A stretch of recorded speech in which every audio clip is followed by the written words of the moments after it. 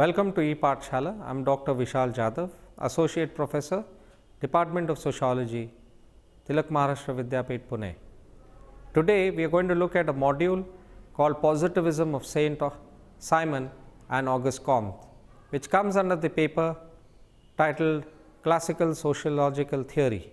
By now, we are quite familiar with how the Renaissance period and the Enlightenment period and later the Industrial Revolution that emerged in Europe, especially Western Europe, influenced thoughts, philosophical thoughts, and also influenced the way that society was imagined.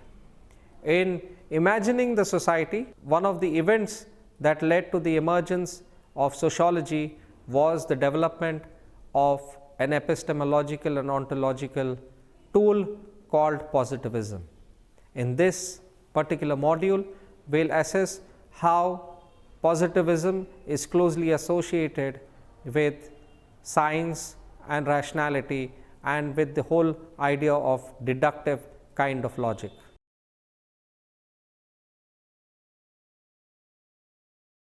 Positivism is a family of philosophical views characterized by a highly favorable account of science and what is considered as being the scientific method. As such, the position is somewhat circular because according to most versions of positivism, there is an identifiable scientific method that is generally understood to be unitary and positivistic in nature.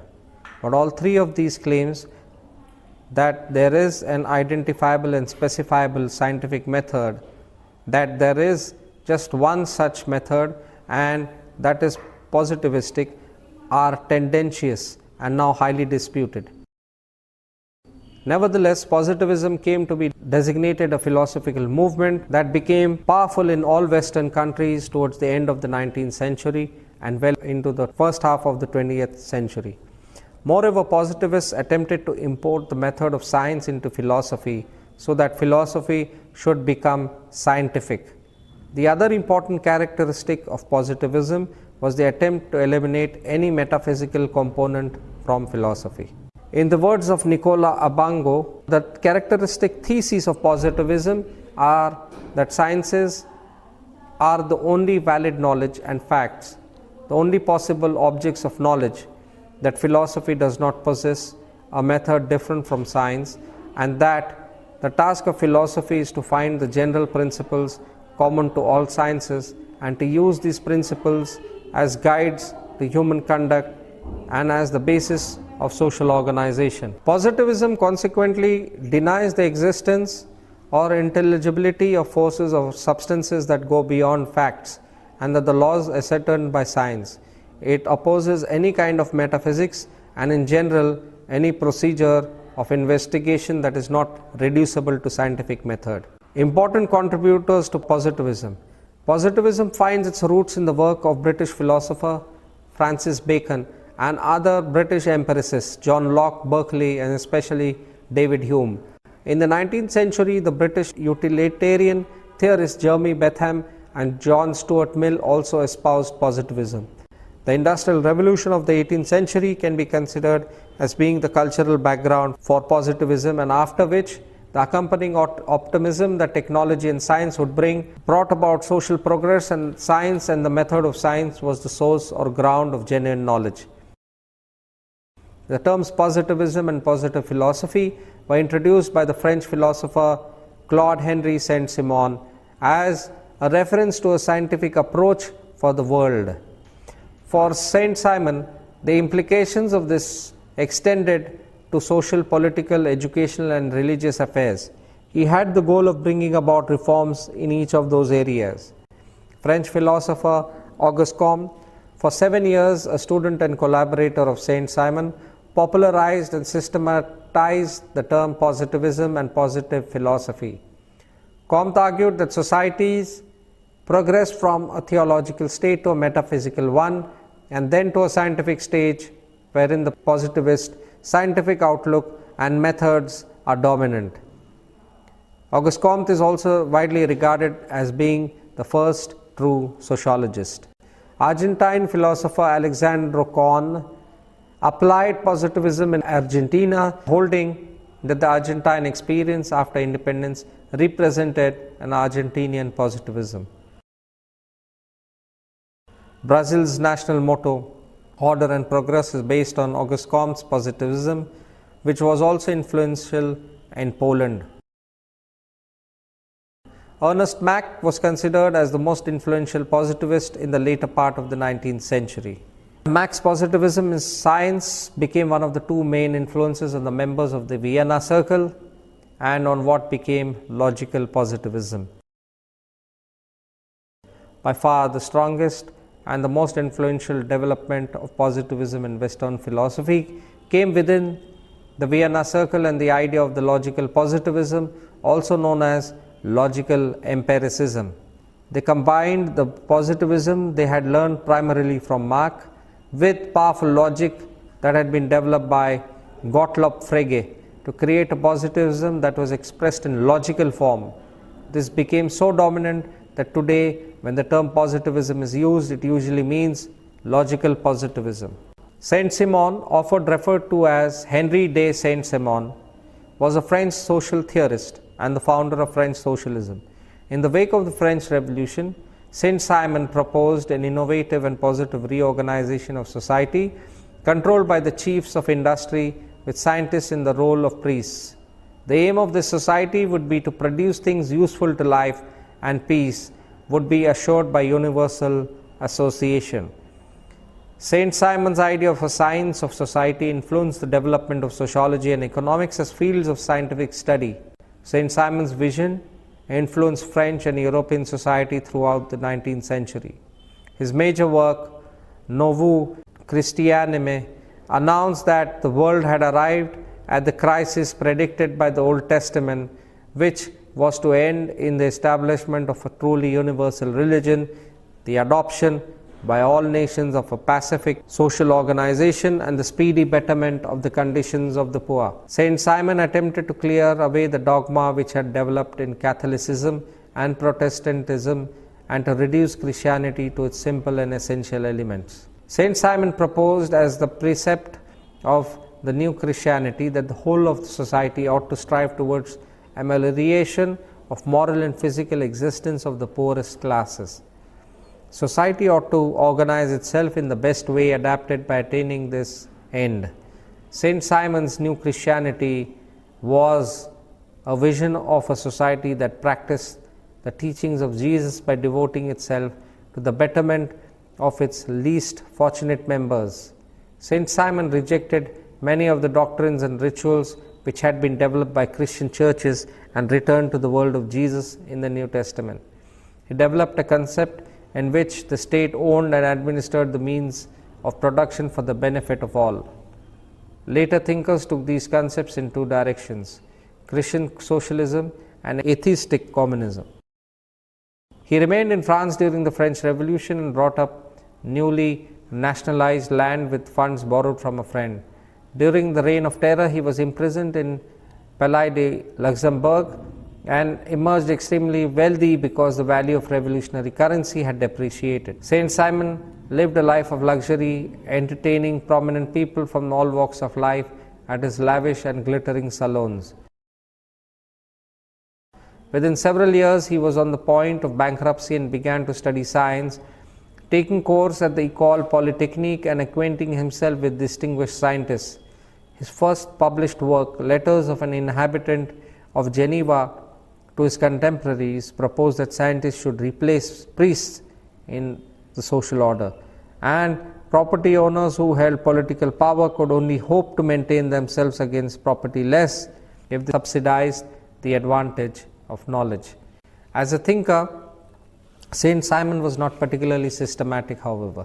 His influence on modern society, though thought, is undeniable both as historic founder of French socialism and as the originator of many new ideas that were later elaborated into Comteism. In 1817, he began to propagate his socialistic views in the treatise called L'Industrie, which he further developed in L'Organisateur, a periodical on which Augustine Thierry and Auguste Comte collaborated with. The idea of Saint-Simon for reconstruction of society were conditioned by the French Revolution and by the feudal and military system still prevalent in France. In reaction to the destructive liberalism of the revolution, he insisted on the necessity of a new and positive reorganization of society and went so far as to appeal to Louis XVIII of France to initiate a new social order.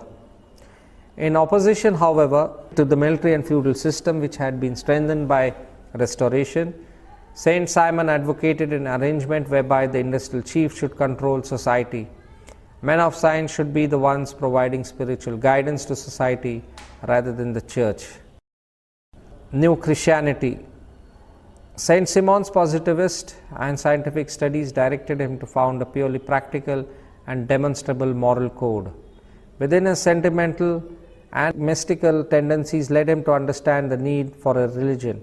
He believed that Christianity had advanced human morality, but he thought that the reign of Christianity was coming to an end. His religious tendencies became gradually stronger until he announced that the world had arrived at the crisis predicted by the Old Testament, which was to end in the establishment of a truly universal religion, the adoption of all nations of the Pacific social organization, and the speedy betterment of the conditions of the poor. Saint-Simon had not concerned himself with theology previously to the writing of the New Christianity. He began with the belief in God and set out to reduce Christianity to simple and essential elements. He cleared away the dogmas and excesses and defects which had developed in Catholic and Protestant interpretations of Christianity. Now we discuss the second thinker, Auguste Comte. Auguste Comte was a French thinker known as the father of sociology. He developed a sociology called Positivism, in which he described human society as having developed through three stages, the third of which he called the positive stage, dominated by scientific thought. He was the first to apply the scientific method to the social world and coined the term sociology to define the scientific study of human society. It was his hope, and through such endeavors, an understanding of human society could be achieved that would enable humankind to progress to a higher level in which entire human race could function together as one. He also coined the term altruism, advocating that people should live for the sake of others. Although Auguste Comte's work appeared to regard human intellect as the most important in the developing of the new social order, his later work, he embraced the concept of love as bringing the solution to all human problems. Auguste Comte is famous for his grand universal laws. His aim was to create a science of society, explaining both the historical development and the future direction of humankind. He regarded the study of human society as proceeding in the same way as the study of nature. Thus, he attempted to discover the laws by which human society maintains itself and progresses. Positivism is philosophy that Auguste Comte further developed. The only authentic knowledge, according to him, is scientific knowledge, and that such knowledge can only come from positive affirmation of theories through strict scientific method. Comte is also known to have said, men are not allowed to think freely about chemistry and biology. Why should they be allowed to think freely about political philosophy?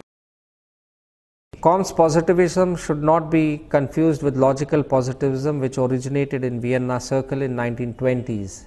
Logical positivism is a school of philosophy that combines positivism, which states that the only authentic knowledge is scientific knowledge, that the notion that some propositional knowledge can be had without or prior to experience.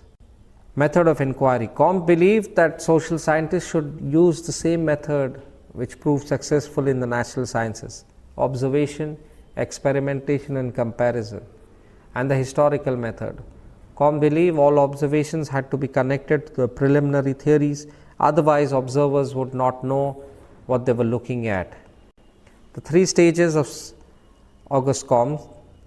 Auguste Comte believed that human history had transformed itself in three stages. Thus, Comte stated that each department of knowledge passes through these three stages.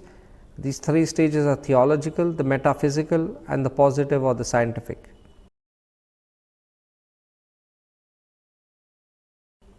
The theological phase was seen from the perspective of the 19th century France as preceding the Enlightenment, in which the human's place in society and society's restriction upon humans were referenced to God. Comte believed that all primitive societies went through some period in which life is completely theocentric. In such society, the family is the prototypical social unit, and priests and military leaders hold sway. Most of these societies moved to the metaphysical phase. In the metaphysical phase, Comte was not referring to the metaphysics of Aristotle or to the Greek philosophy. For Comte, metaphysics was rooted in the problem of French society before the revolution of 1789. According to him, this metaphysical phase involved the justification of universal rights as being on a higher plane than the authority of any human ruler to countermand, although said rights were not referenced to the sacred beyond mere metaphor. Here, Comte seems to have been an influence for later Max Weber's theory of democracy, in which societies progress towards freedom.